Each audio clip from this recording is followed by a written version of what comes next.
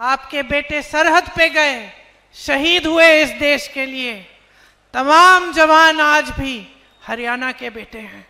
हरियाणा की बेटियां मेहनत करती हैं, देश के लिए परिश्रम करती हैं, चाहे पहलवानी में हो, चाहे स्पोर्ट्स में हो, चाहे कहीं जाकर अपना जॉब कर रही हो, मेहनत करती हैं, कमाती हैं आपके लिए, लेकिन इस देश के लिए भी नाम कमाती हैं। तो ये वो प्रदेश है जिसने सदियों से इस देश को ताकत दी है, इस देश को सही दिशा दिखाई है, इस देश को सही रास्ता दिखाया है। तो आज आपकी परिस्थितियां क्या हैं?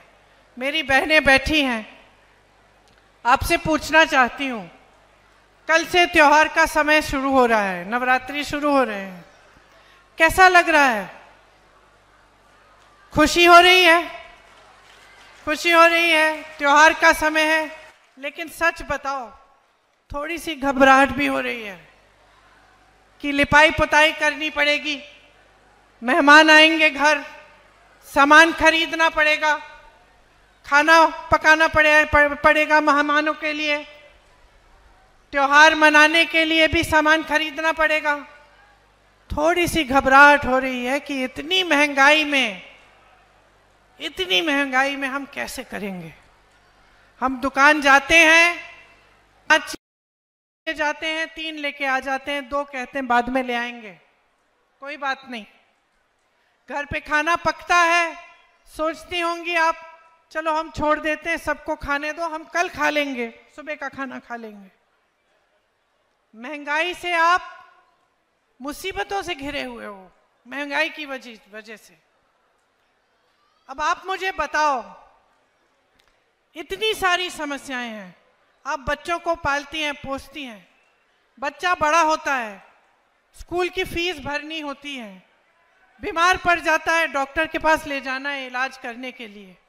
तो आज जो आपकी परिस्थितियां हैं, उसमें जब जब ऐसी मुसीबत आती है तो डर लगता है कि नहीं, परेशानी होती है कि नहीं, घबराहट होती है कि डॉक्टर के पास ले जाना है, डॉक्टर को हम पैसे कैसे देंगे, दवाई खरीदनी है, इलाज कराना है, कैसे कराएंगे। इस तरह से यहाँ पे तमाम नौजवान खड़े हैं। जो नौजवान है हाथ उठाओ जरा, और मुझे बताओ आपको 10 सालों में कितनों को रोजगार मिला है? नहीं मिला है। आप में से कितने ऐसे नौजवान हैं जिन्होंने भर्ती के लिए पेपर किए हैं? ट्यूशन की फीस देनी पड़ी, माँ बाप को ट्यूशन के पैसे इकट्ठे करने पड़े। आपको मालूम होगा हरियाणा में 30 पेपर लीक हुए हैं, 30। और इसमें क्या होता है, आप पेपर देते हो, पेपर लीक होता है, आपकी भर्ती नहीं होती। आप सोचते हो चलो मैंने पेपर दे दिया, आज नहीं तो कल भर्ती तो होनी है, कहीं और एप्लीकेशन नहीं देते हो, समय गुजरता रहता है, महीने गुजरते हैं, साल गुजरते हैं, आपकी भर्ती नहीं होती, आपको रोजगार नहीं मिलता। रोजगार नहीं मिलता तो नौजवान क्या करता है? भटकता है। आज अगर हरियाणा में ड्रग्स की समस्या है, चिट्टे की समस्या है, तो किस लिए है? क्योंकि बेरोजगारी इतनी हो गई है। और ड्रग्स की माफियाओं को संरक्षण देने वाले कौन हैं? भाजपा की सरकार देती है। आपको बेरोजगार बनाने वाले कौन हैं? भाजपा के नेता हैं जो स्कैम पे स्कैम कर रहे हैं। पूरी लिस्ट है स्कैमों की, जहां आप देखें वहां पे घूस या स्कैम। और आपके लिए कैसी स्कीम लाते हैं मोदी जी और उनके नेता? अग्निवीर जैसी स्कीम कि जाओ शहीद हो जाओ देश के लिए, सरहद पे जाओ, लेकिन अगर शहीद हो जाओगे तो तुम्हारे माँ बाप को पेंशन नहीं मिलेगा, तुम्हें शहीद का दर्जा नहीं मिलेगा। 4 सालों के लिए जाके घर वापस आ जाओ, 4 साल के बाद फिर से बेरोजगार बन जाओ। ये तोहफा मिल रहा है आपको अपनी वफादारी के लिए और इस बात के लिए कि आपने अपने बेटों को शहीद किया इस देश के लिए। ये मिल रहा है आपको। यहाँ के किसानों को देखिए, यहाँ मेरे किसान भाई भी होंगे, किसान बहन भी होंगी, दिन रात मेहनत करते हो, एमएसपी मिलती है? एमएसपी तक नहीं मिलती। मोदी जी ऐसे कानून लाते हैं जिससे उनके बड़े बड़े उद्योगपति मित्र अडानी जी, अंबानी जी का ही फायदा होता है। वो कानून कैसे थे? वो कानून ये था कि अगर कोई बड़ा उद्योगपति आकर आपकी जमीन ले ले तो आप मुकदमा भी नहीं लड़ सकते, सिर्फ डीएम के पास फैसला होगा आपका। बताइए, बड़ा उद्योगपति, इतनी शोहरत, इतने पैसे, इतने साधन, और आप जाकर डीएम के पास जाएंगे उनसे लड़ने के लिए, अपनी ही जमीन के लिए। ये थे कानून। ये कानून लाने का काम कौन कर रहा था? मोदी जी कर रहे थे, भाजपा के नेता कर रहे थे। आप जहां जहां देखे हरियाणा में आपके साथ अन्याय हुआ है, आपके अधिकारों को दबाया गया है। मेरी बहनें कुछ खरीद नहीं पाती, त्योहार है खुशी से मना नहीं पाती, घबराहट होती है हर चीज के लिए। मेरे किसान भाई मेहनत करते हैं दिन रात, कमा पा रहे हैं क्या? बताइए, आपकी कमाई पूरी हो रही है कि नहीं? नहीं हो रही है। 10 सालों से इनकी सरकार, कमाई किसी की पूरी नहीं हो रही है। किसानों की नहीं हो रही है, छोटे दुकानदारों की नहीं हो रही है, नौजवान तो कमा ही नहीं पा रहे, नौकरी ही नहीं मिल रही है। जवान सरहद पे जा रहे हैं, घर पैसा भेजते हैं, वो भी पूरा नहीं हो रहा है, पेट भर नहीं रहे हैं, भविष्य उज्जवल नहीं हो रहे हैं।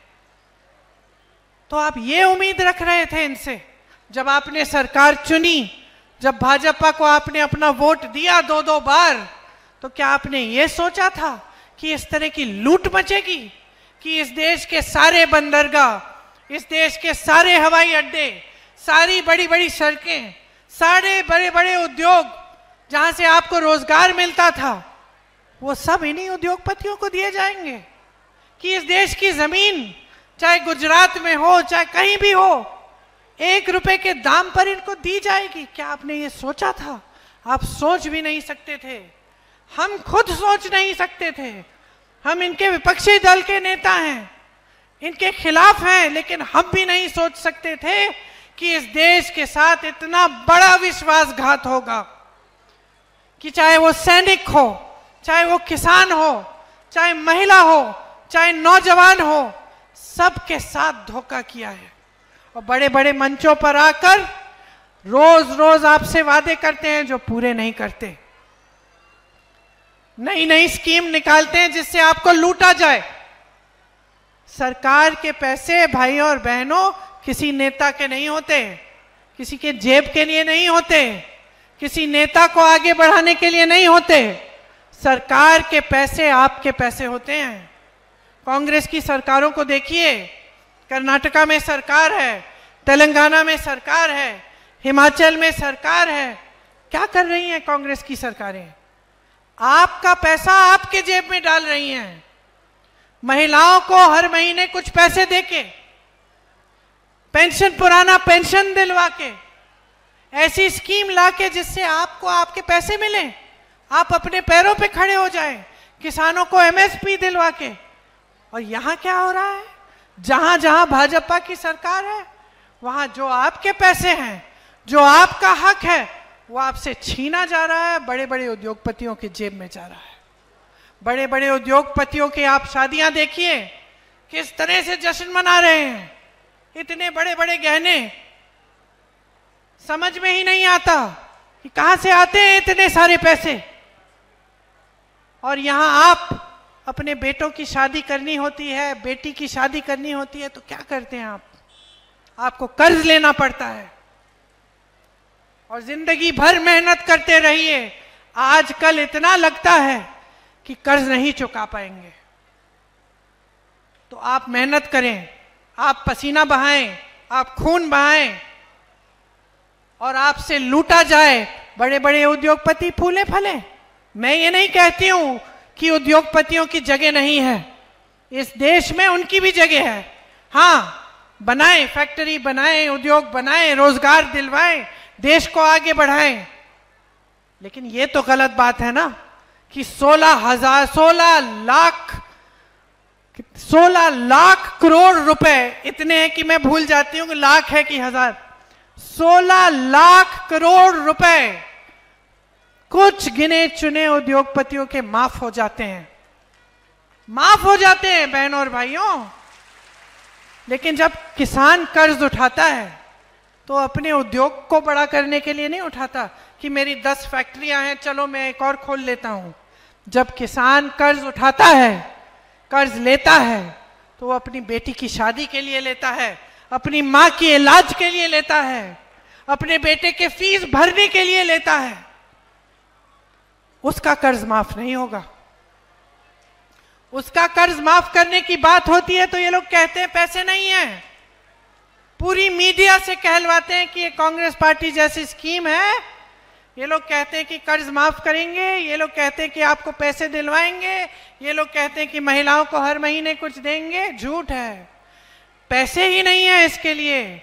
तो मैं इनसे पूछना चाहती हूं, अगर पैसे नहीं है, अगर हमारी स्कीमों के लिए पैसे नहीं है, अगर किसानों के कर्ज माफ करने के लिए पैसे नहीं है, अगर महिलाओं को पैसे देने के लिए पैसे नहीं है सरकार के पास, तो आपने इतने बड़े बड़े उद्योगपतियों के लाखों करोड़ रुपए माफ कैसे कर डाले? इसका जवाब नहीं है इनके पास। बहनों और भाइयों, यहां पे आपकी तमाम समस्याएं हैं। आप चाहते हैं कि आपको उपमंडल का दर्जा मिले, कि यहाँ की जो सुंदर नहर है इसमें से इसका जो पानी का टाइम है ये बढ़े, ताकि आप अपनी सिंचाई करा सके खेतों की अच्छी तरह से। लेकिन कुछ नहीं हो रहा है आपके लिए। यहाँ पे सिर्फ परेशानियां ही बढ़ती जा रही हैं। भाजपा ऐसी स्कीम लाती है जिसमें फैमिली का आईडी कार्ड है। अब मैं मिली थी कुछ परिवारों से, कह रहे थे सबका नाम लिखना है आईडी में, और लिखते लिखते एक छोटी सी गलती हो गई तो उसको बदल नहीं सकते, फिर कहते हैं ये काम ही नहीं करेगा। और दूसरा, परिवार में जितने भी सदस्य हैं सारे सदस्यों के नाम लिखने हैं, आमदनी लिखनी है। कई ऐसे परिवार हैं जिसमें मान लो महिला नौकरी नहीं कर रही है, उसकी आमदनी नहीं है, उसके लिए 10,000 रुपए लिख दिए और जोड़ के पूरे परिवार की आमदनी बढ़ा दी। अब जब वो बेचारी महिला गई अपने बच्चों की भर्ती कराने सरकारी स्कूल में, कह दिया कि नहीं कर सकते, क्योंकि देखो तुम्हारा ये आईडी कार्ड है, इसमें तुम्हारे परिवार की आमदनी बहुत ज्यादा है, तुम्हें ये मुफ्त शिक्षा नहीं मिल सकती। तो बेचारी के बच्चे बैठे हुए हैं घर पे, स्कूल नहीं जा पा रहे हैं।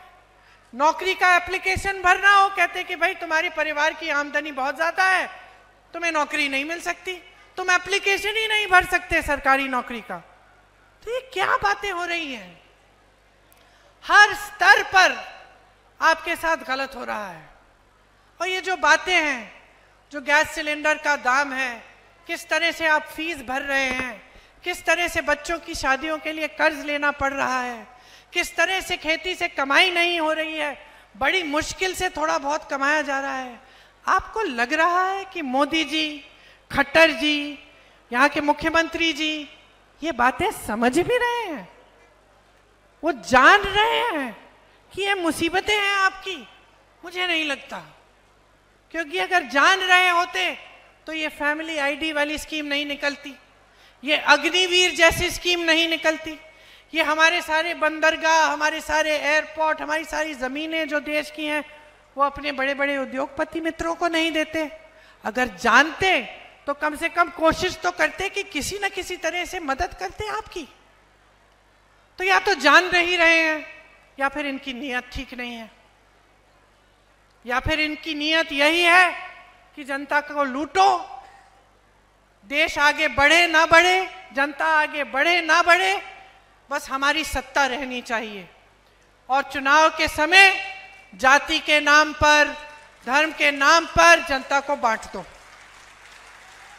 यही एक काम उन्होंने किया है इस देश में, जनता को बांटा है। जनता को जातियों में, धर्मों में बांट बांट कर, फूट फैलाकर, आपसी नफरत फैलाकर यही काम किया है। मेरे ख्याल से इन्होंने कभी संघर्ष देखा ही नहीं है, कभी दुख झेला ही नहीं है। जिस तरह से आप रोज झेल रहे हैं, जिस तरह का आप दर्द रोज झेलते हैं, देखते हैं, एक रोटी को बनाने के लिए, खाने के लिए, वो इतनी सी कमाई के लिए जितना संघर्ष आप कर रहे हैं, मुझे नहीं लगता इन लोगों ने किया है। अभी मैं विनेश जी के यहाँ से आ रही हूँ, जहाँ विनेश लड़ रही है, गर्व से मेडल लाई इस देश के लिए। क्या किया उसके साथ, क्या किया? जब संघर्ष कर रही थी, न्याय मांग रही थी, तो मुंह फेर दिया। जब मेडल लाई तो घर बुलाया, चाय पिलाई, फोटो खिंचवाई अपने साथ मोदी जी ने। जब उसने कहा मेरे साथ अन्याय हो रहा है, मुंह फेर दिया। मोदी जी की पुलिस उसको खींचती है, उसके बाल नोचती है, उसकी पिटाई करती है उसकी। वो लड़की जिसने इतनी मेहनत की इस देश के लिए, इस प्रदेश के लिए, और जब जब चुनाव आता है फिर ये लोग फिर से बदल लेते हैं, बदल देते हैं, सारी बातें बदल देते हैं, अपना भेष बदल देते हैं। तो आप समझिए आपके साथ क्या हो रहा है। आप समझिए कि बदलाव की शक्ति आपके हाथों में है। आज अगर आप एक ऐसी सरकार चाहते हैं जो आपके लिए काम करे, तो आप आसपास देखिए, मेरी बातों पे भी मत जाइए। देखिए कि संघर्ष करने वाला कौन है। ये दीपिंदर जी बैठे हैं, जानती हूं अच्छी तरह दीपिंदर जी को, मैं सालों से देख रही हूं। और ये मत समझिए कि सिर्फ इनकी बातों पे मैं कह रही हूं। मैं पूछती हूं लोगों से, हरियाणा से कोई आता है, मैं पूछती हूं, दीपिंदर जी मिलते जुलते हैं लोगों से, गांव में जाते हैं, संघर्ष करते हैं, मेहनत करते हैं। हमेशा यही पता चलता है कि मेहनत करते हैं, कि इनका घर, इनके दरवाजे आपके लिए 24 घंटे खुले रहते हैं। ये प्रदीप नरवाल जी हैं, प्रदीप नरवाल जी हैं, मेरे साथ बहुत काम किया है यूपी में। और देखिए जो मेरे साथ काम करता है वो 24 घंटे काम करता है।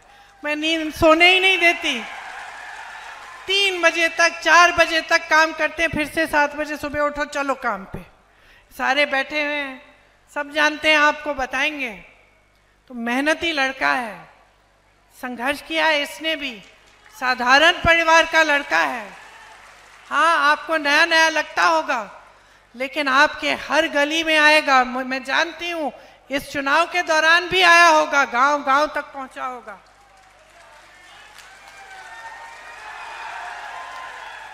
देखिए जब हम नेता को चुनते हैं ना, जब हम नेता को चुनते हैं तो जो 2-4 चीजें मन में रखनी चाहिए कि इसने अपने जीवन में क्या क्या किया है, क्या जनता की सेवा की है, संघर्ष किया है, इसकी क्या कहानी है। तो हम लोग देखते हैं, चलो इस नेता ने संघर्ष किया है, या इस परिवार ने अपने देश के लिए शहीद किए हैं, अपने परिवार के सदस्य शहीद हुए हैं, या फिर इस परिवार ने काम किया है, या चलो ये नया लड़का है, बहुत मेहनत करता है, दिन रात मेहनत करते हुए देखा है हमने, संघर्ष करते हुए देखा है। तो एक तो ये बात होती है। दूसरी बात होती है कि जहां जहां इन्होंने काम किया है वहां क्या हो रहा है। तो जहां जहां, जैसे दीपिंदर जी भी इतने समय से हरियाणा में काम कर रहे हैं, रोहतक में काम करते हैं, अपने क्षेत्र में काम करते हैं, तो आपने खुद देखा होगा कि हाँ भाई, इनके समय में क्षेत्र में परिवर्तन आया, नौजवानों को थोड़ा रोजगार मिल रहा था, हमारी कमाई इतनी मुश्किल नहीं थी। तो ये भी देखते हैं हम। और फिर हम नेता की नीयत देखते हैं कि नेता जो हमें बता रहा है, जो कह रहा है, उसमें सच्चाई है कि नहीं है। आप मेरे परिवार पे भरोसा करते हो, 4-5 पुश्तों से हम सेवा कर रहे हैं। जवाहरलाल नेहरू जी से पहले उनके पिताजी, फिर जवाहरलाल नेहरू जी, फिर इंदिरा जी, फिर राजीव जी, सोनिया जी, और आज राहुल जी और मैं। तो क्यों भरोसा करते हो? भरोसा इसलिए करते हो क्योंकि आपने खुद देखा कि जब इंदिरा जी कुछ कहती थी तो करके दिखाती थी। जो राजीव जी थे, देश के लिए शहीद हुए, देश की सच्चाई के लिए लड़ते लड़ते शहीद हुए। नेहरू जी थे, देश की गली गली में घूमे, देश की जनता के लिए आवाज उठाई, स्वतंत्रता के लिए लड़े। तभी तो आप भरोसा करते हो कि हाँ, ये लोग जो कहते हैं वो करके दिखाते हैं, इनकी नीयत ठीक है कि नहीं? घर में आप हंस रही हैं, घर में जब बेटी की शादी करनी होती है, लड़का लड़के का परिवार आता है, लड़का आता है, तो नियत देखती हो ना, अच्छे परिवार का भी हो, बड़े बड़े महल भी हो उसके पास, सब कुछ हो, अच्छी नौकरी हो, अच्छा कमा रहा हो, लेकिन आपको अगर लगा कि इसकी नीयत ठीक नहीं है, शादी नहीं कराओगी, कोई नहीं कराएगा। क्योंकि इंसान की नीयत एक बहुत ही महत्वपूर्ण चीज होती है, और सिर्फ घर परिवार में नहीं, नौकरी में, रोजगार में, खास तौर से राजनीति में। क्योंकि अगर नेता की नीयत ठीक नहीं होती, कुछ भी कर सकता है। सत्ता होती है, अहंकार हो जाता है, चमचों से घिर जाता है। मोदी जी के साथ यही हुआ है, मोदी जी घिर गए हैं चमचों से, कोई सच बताने वाला है ही नहीं। एक दिन एक मुख्यमंत्री, अगले दिन दूसरा मुख्यमंत्री बदल देते हैं, मंच पे आते हैं, ऐसी ऐसी बातें करते हैं कि पूरा देश जान रहा है कि सच नहीं है, पूरा देश देख रहा है कि अरे मोदी जी सच नहीं बोल रहे हैं, और मोदी जी कहे जा रहे हैं। तो नियत बहुत ही जरूरी है। और यहां मंच पे बैठे हुए दीपिंदर जी और नारवाल जी दोनों की नियत साफ है। दोनों जानते हैं कि राजनीति का मतलब है सेवा, राजनीति का मतलब है समर्पण, राजनीति का मतलब है कि हमारा भगवान सिर्फ एक है, ये देश है, इस देश की जनता है, आप ही भगवान हो हमारे। ये नियत होनी चाहिए नेता की। और हाँ, मंच पे खड़े होकर नेताओं की आदत होती है कुछ भी बोल सकते हैं, बोल देते हैं। आपको पहचानना पड़ेगा कि सच कौन बोल रहा है, आपको अनुमान लगाना पड़ेगा कि आपके साथ कौन करता है और सच्चाई कौन बोलता है। अब जैसे इस चुनाव में कांग्रेस पार्टी कह रही है कि हरियाणा में अगर हमारी सरकार आएगी तो बुजुर्ग, दिव्यांग और विधवा पेंशन जो है उसको हम 6,000 रुपए महीने करेंगे।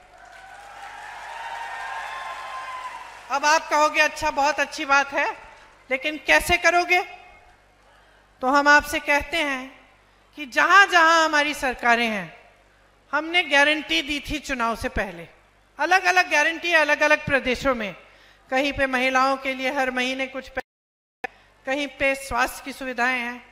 किसी को भी फोन लगा लीजिए उस प्रदेश में, पता करिए कि वाकई कांग्रेस पार्टी के जो ये गारंटी थी, कांग्रेस पार्टी कर रही है कि नहीं, और आपको पता चलेगा कि करके दिखा रहे हैं हम।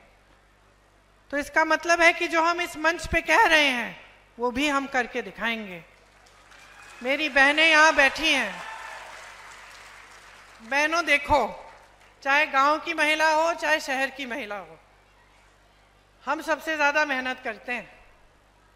अब जैसे मैं भाषण दे रही हूँ, यहाँ से घर जाऊंगी तो घर जाके आराम से थोड़ी लेटूंगी, देखूंगी कि भाई खाना क्या पका है, घर में खाने के लिए कौन कौन है, बेटे ने खाया है, पति ने खाया है, सब कुछ ठीक है, सफाई हो रही है। रसोई में चली जाऊंगी कि भाई देखें कि क्या सफाई हो रही है।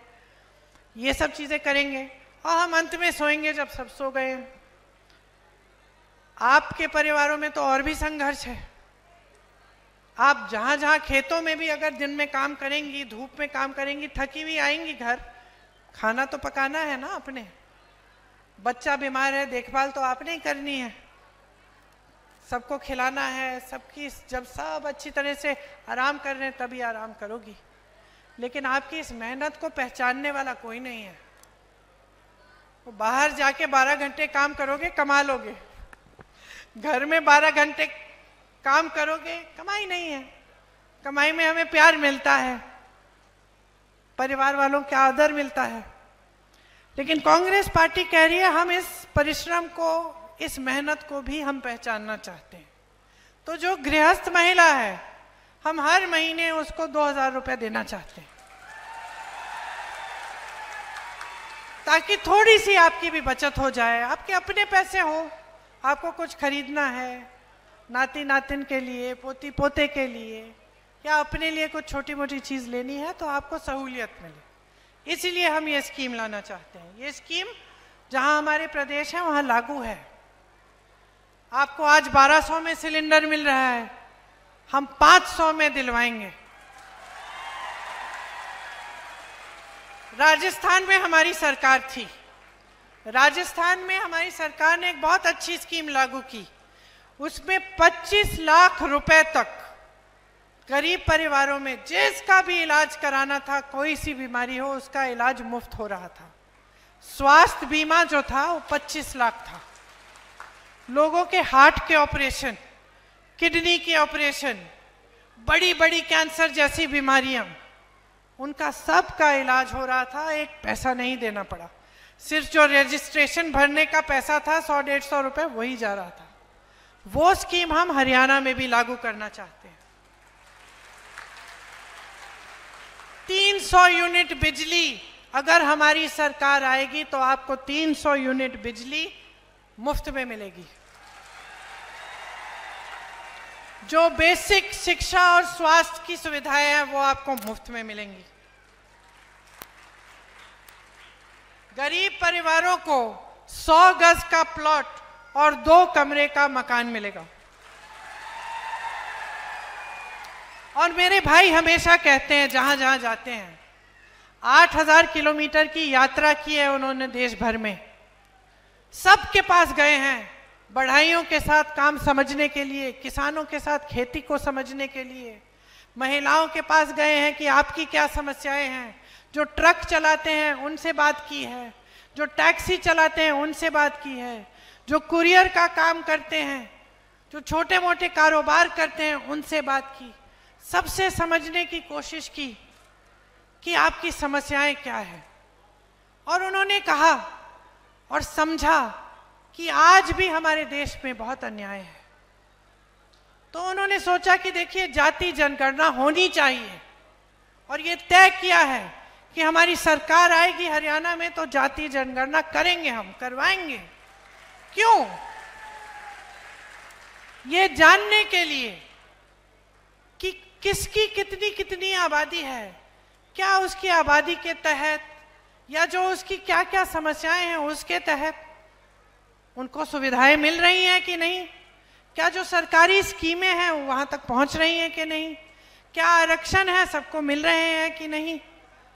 और ये एक जाति दूसरी जाति की बात नहीं है, ये बात है कि जब हम समझेंगे कि कितनी कितनी आबादी है, जब जाति जनगणना होगी, और जब बड़ी जातियों के भी जो गरीब लोग हैं उनकी भी हमें समझ होगी कि किसके पास क्या है, क्या सुविधा मिल रही है, तभी अच्छी तरह से जो सरकार की सुविधाएं हैं, जो सरकार जो आरक्षण होते हैं, वो सब अच्छी तरह से सबके लिए हो पाएंगे।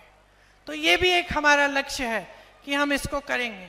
क्योंकि जैसे मैं कह रही थी, भाई कहते हैं कि बड़े बड़े उद्योगपतियों को आप देखिए, बड़ी बड़ी मीडिया के जो कॉरपोरेट जो कंपनियां हैं उनको आप देखिए, जो बड़े बड़े अधिकारी हैं जो इस देश में सारे बड़े निर्णय लेते हैं, उनको आप देखिए, तो उनमें 90% से ज्यादा आपको ये दिखेगा कि जो ओबीसी हैं, जो दलित हैं, जो एसटी हैं, उनका प्रतिनिधित्व नहीं है।